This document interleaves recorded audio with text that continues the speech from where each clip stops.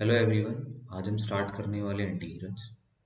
इस वीडियो में हम बेसिक डेफिनेशन समझेंगे कि इंटीग्रल्स क्या होते हैं, टाइप्स ऑफ इंटीग्रल समझेंगे और उसके बाद उनसे रिलेटेड कुछ इंपॉर्टेंट फार्मूलाज और क्वेश्चंस करेंगे। तो सबसे पहली बात आती है कि इंटीग्रल्स होते हैं। इसके लिए एक काम करते हैं कि एग्जाम्पल लेते हैं और इससे मैं आपको समझाने की कोशिश करता हूँ कि इंटीग्रल्स होते क्या हैं। मान लीजिए एक 5x फंक्शन है x के वेरिएबल के साथ। अगर मैं इसका डेरिवेटिव निकालूं विद रिस्पेक्ट टू x तो मुझे क्या मिलेगा, मुझे मिलेगा एक फंक्शन fx। लेट कर लिया हमने, मान लिया कि fx एक फंक्शन मिलेगा। तो इसका अगर इंटीग्रल करा जाए तो ये मुझे क्या मिलने वाला है, ये मुझे मिलने वाला है 5x। इसका इंटीग्रल फंक्शन fx का इंटीग्रल मुझे क्या मिलेगा, 5x वापस। इसको एंटी डेरिवेटिव भी बोलते हैं। एनसीईआरटीज में इसे एंटी डेरिवेटिव के नाम से भी जानते हैं। ठीक है, जैसे एक एग्जांपल लेते हैं। मान लीजिए मेरे पास एक फंक्शन है sin x। अगर मैं इसका डिफरेंशिएशन करता हूँ तो मुझे क्या मिलता है, मुझे मिलता है cos x। तो cos x का एंटी डेरिवेटिव क्या मिलेगा,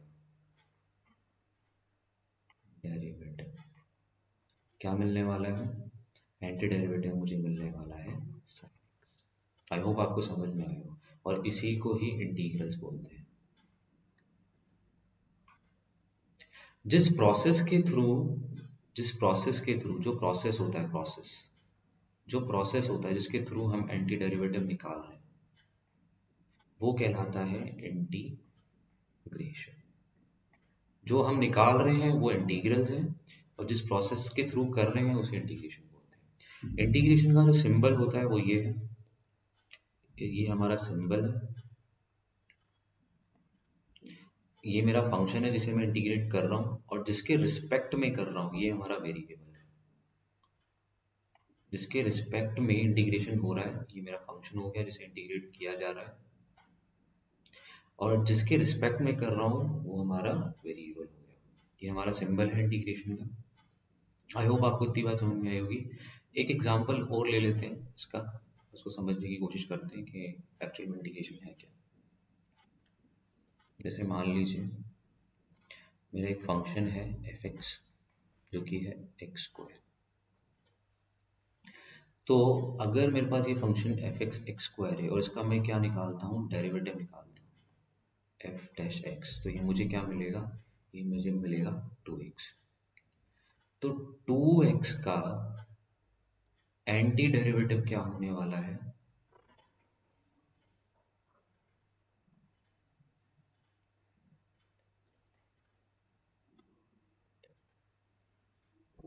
इंटीग्रल क्या होने वाला है, एक्स स्क्वायर। आई होप आपको ये बात समझ में आई होगी। यहाँ पे एक चीज और समझने वाली है कि अगर मेरे पास function F X square plus 2 होता और अगर मैं इसका एंटी डेरिवेटिव निकालता, डेरिवेटिव निकालता, तो ये मुझे क्या मिलता, ये तब भी मुझे 2x ही मिलता। और इस 2x का एंटी डेरिवेटिव मुझे क्या मिलता,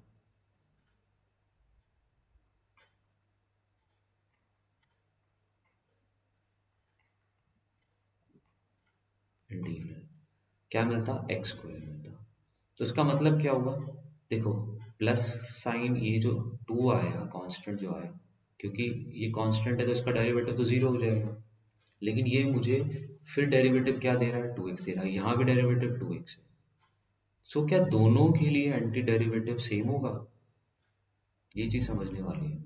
तो इसके हिसाब से हम इंटीग्रेशन को दो कैटेगरीज में डिवाइड करते हैं। अब टाइप्स ऑफ इंटीग्रेशन में बात कर लेते हैं।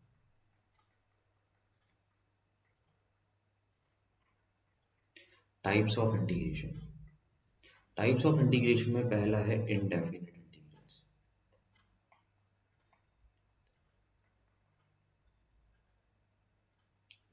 और ये है डेफिनेट इंटीग्रल्स।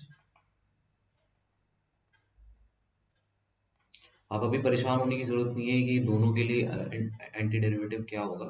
बस आप ये समझिए कि इनडेफिनेट और डेफिनेट इंटीग्रल्स क्या है। जब आप इनडेफिनेट इंटीग्रल समझ जाएंगे तो आपको ये प्रॉब्लम समझ में आ जाएगी।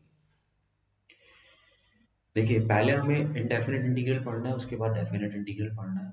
ये हमारा सेकंड पार्ट है, लेकिन पहले अभी हमारा मेन फोकस इस वीडियो में इंडेफिनिट इंटीग्रल में रहने वाला है। तो चलिए समझते हैं कि इंडेफिनिट इंटीग्रल होता क्या है।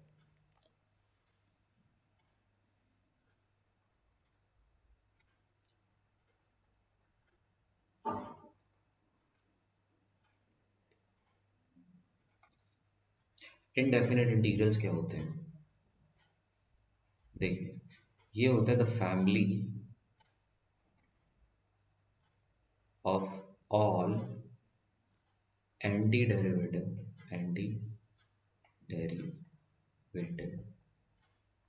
और इंटीग्रल, इसको इंटीग्रल भी बोल सकते हैं, integral of a function F x. अब ध्यान से समझिए जरा इसको एग्जांपल्स के।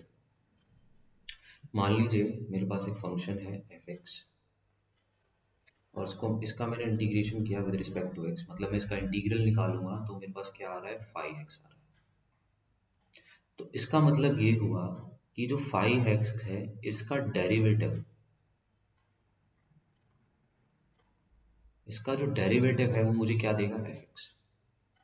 अब ध्यान से समझिए, अगर मैं कहता हूँ 5x जो है उसके साथ एक कांस्टेंट टर्म है, मान लीजिए 2, तो अगर मैं इसका डेरिवेटिव करूँ तो भी मुझे क्या मिलेगा, fx, क्योंकि 5x का तो डेरिवेटिव क्या हो गया, fx हो गया, और 2 का डेरिवेटिव क्या होगा, 0, जो कि मुझे वापस क्या मिल रहा है, fx मिल रहा है। सिमिलरली अगर मेरे पास 5x के साथ में एक टर्म और ऐड कर दूं, लेट्स सपोज 3, और इसका भी मैं डेरिवेटिव करूं तो भी मुझे क्या मिलेगा, fx plus 0 which is also an fx, क्योंकि 3 का तो क्या होने वाला है, 0, डिफरेंशिएशन 0 होगा। सिमिलरली ये 5x है, इसके साथ मैंने एक टर्म और ऐड कर दी, मान लीजिए लेट्स सपोज -5 ऐड कर दिया, तो इसके साथ भी मुझे क्या मिलेगा, ये fx ही मिलेगा, और -5 का तो 0 ही होगा, तो वापस मेरे पास क्या आ गया, fx। तो ये सारी की सारी जो फैमिली है, मतलब इस 2 3 5 कुछ भी, कोई भी नंबर हो, 5x के साथ कोई भी नंबर हो, इसका डेरिवेटिव, इसका जो डेरिवेटिव है मुझे क्या मिलेगा, इसका डेरिवेटिव मुझे यही मिलने वाला है।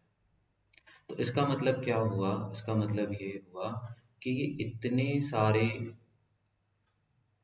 वैल्यूज जो कांस्टेंट हमने ऐड किए हैं, क्या ये सारे के सारे इसके लिए एंटी डेरिवेटिव होंगे या इंटीग्रल्स होंगे, बिल्कुल होंगे। तो अब इतने सारे इंटीग्रल्स हम एक साथ लिख नहीं सकते, तो इसके लिए हम क्या करते हैं, इन कांस्टेंट्स की जगह जो 3 2 4 5 मैंने लिखा है, इसके लिए हम एक कांस्टेंट टर्म यहाँ पे इंट्रोड्यूस कर देते हैं, सी। अब इस सी की कोई भी वैल्यू हो सकती है, ये कांस्टेंट टर्म है, आप कुछ भी वैल्यू रखो इस सी की तो आपको क्या मिलने वाला है, इसका एंड डेरिवेटिव मुझे क्या मिलेगा, एफ एक्स। और ये पूरी फैमिली जो सी के किस कोई भी पॉसिबल नंबर्स हो सकते हैं हमारे, कोई भी पॉसिबल नंबर के लिए ये सारे के सारे क्या कहलाएंगे, इसके लिए इंटीग्रल कहलाएंगे, ये सारे के सारे एंटी डेरिवेटिव कहलाएंगे। और इस पूरी फैमिली को हम क्या बोलते हैं, इंडेफिनिट इंटीग्रल्स। आई होप आपको समझ में आया। इंडेफिनिट इंटीग्रल्स में क्या होता है, हम एक कांस्टेंट टर्म इंट्रोड्यूस करते हैं। ये बेसिक कॉन्सेप्ट था इंडेफिनिट इंटीग्रल्स का। अब कुछ फॉर्मूलोज पे बात कर लेते हैं इंटीग्रल्स की, इंडेफिनिट इंटीग्रल्स की, और उसके बाद एक दो क्वेश्चंस देखते हैं। तो अब अगर एनसीईआरटी के, आपकी जो एनसीईआरटी है, सेकंड एनसीईआरटी के पेज नंबर 290 पे जाएंगे तो आपको इंटीग्रल्स और एंटी डेरिवेटिव के बहुत सारे फॉर्मूलेज मिल जाएंगे, डेरिवेटिव के भी हैं और एंटी डेरिवेटिव के भी हैं। उनमें से एक फॉर्मूला मैं यूज़ करने वाला हूँ आज। सो अगर मैं डिफरेंशिएट कर रहा हूँ एक्स के रिस्पेक्ट में, x n plus one divide by N plus one, तो मुझे क्या मिलेगा, अगर एन प्लस वन, ये फॉर्मूला है, हमें मालूम है x n plus one minus one upon में एन प्लस वन, तो ये एन प्लस वन से एन प्लस वन कैंसिल हो गया, ये मुझे क्या मिलेगा, ये मुझे मिलेगा x raise to power. So अगर मैं इसका एंटी डेरिवेटिव निकालूं, x raise to power n का एंटी डेरिवेटिव, एंटी डेरिवेटिव या इंटीग्रल, तो ये क्या मिलने वाला है, integration of x raise to power n d x, किसके रिस्पेक्ट में, एक्स के रिस्पेक्ट में। तो ये मुझे मिलेगा एक्स, जो कि ये है पूरा का पूरा यही मिलने वाला है मुझे, x n plus one by N plus one, और साथ में एक कांस्टेंट इंट्रोड्यूस करना पड़ेगा प्लस सी, क्योंकि यहाँ पे कोई भी लिमिट नहीं है, डेफिनेट इंटीग्रल नहीं है, इंडेफिनेट इंटीग्रल है। इंडेफिनेट इंटीग्रल में मैंने आपको बताया था सी कांस्टेंट इंट्रोड्यूस करना पड़ता है, क्योंकि इसको भी अगर मैं डिफरेंशिएट करूंगा तो वापस मुझे क्या मिलेगा, वापस मुझे एक्स एन ही मिलेगा, चाहे सी की जगह कोई भी वैल्यू हो। आई होप आपको समझ में आ गया होगा इतना। तो चलिए इस पे एक दो क्वेश्चंस कर लेते हैं। जैसे एक क्वेश्चन है, सिंपल क्वेश्चन पे बात करते हैं अभी। मान लीजिए ये x raise to power four d x, अगर मैं इसका, ये एक्स है एक्स, अगर मैं इसका इंटीग्रेशन करूं तो क्या मिलेगा मुझे, फॉर्मूला हमें ये यूज़ करना है, ये वाला फॉर्मूला हमें यूज़ करना है। तो ये मुझे मिलेगा एक्स एन की जगह यहाँ है four plus one divide by N plus one which is four plus one plus C. तो ये मुझे क्या मिला, ये मुझे मिला X raise to power five divide by five plus C. I hope आपको समझ में आया होगा। एक क्वेश्चन और देख लेते हैं इसी पे, under root x D x. अब इस केस में आप ध्यान से देखिए x की पावर क्या रहने वाली है, क्या x की पावर ये वन बाई टू में लिख सकता हूँ उसको ऐसे विद रिस्पेक्ट टू x। तो ये मिलेगा x one by two plus one divide by one by two plus one plus C. तो ये क्या मिलने वाला है मुझे, ये मुझे मिलने वाला है X raise to power three by two, पर थ्री बाई टू हो जाएगा three by two plus C. तो यहाँ से ये हो जाएगा two by three X three by two plus C.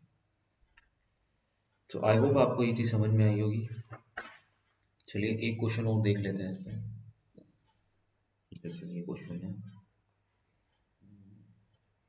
One upon में under root x D x. तो इसको मैं लिख सकता हूँ x raise to power minus one by two d x. तो ये मुझे क्या मिलेगा, ये मुझे मिलेगा एक्स एन की जगह हो जाएगा minus one by two plus one divide by minus one by two plus one plus C. तो इसको सॉल्व करेंगे तो ये मुझे क्या देने वाला है, ये मुझे मिलने वाला है one by two divide by one by two plus C. So यहाँ से ये हुआ टू बाहर, यहाँ से टू ऊपर चला जाएगा, two X raise to power one by two plus C. तो आपको बेसिक आइडिया मिल गया होगा कि हमें किस तरह से इंटीग्रेट करना है बेसिक चीज़ों को। एक इम्पॉर्टेंट क्वेश्चन है, सो थोड़ा सा ध्यान से देखना, इसमें लॉग प्रॉपर्टी का यूज़ होने वाला है। सो मैं चाहूँगा कि आप ये खुद करो और नेक्स्ट वीडियो के अंदर मैं इसका सोल्यूशन आपको दूंगा। तो क्वेश्चन ये है कि A raise to power three log A X D X, इसका सोल्यूशन आपको खुद ट्राई करना है। सो और कमेंट में आप बता सकते हो कि इसका सोल्यूशन क्या है, इसका answer actually. So next class के अंदर हम क्या करने वाले हैं, नेक्स्ट क्लास के अंदर हम बेसिक इंडेफिनेट इंटीग्रल्स की प्रॉपर्टी समझेंगे।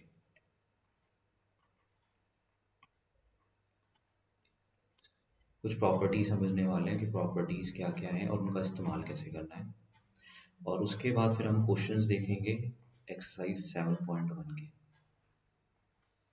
सो आई होप आज की वीडियो आपको समझ में आई हो, आज की क्लास आपको समझ में आई हो।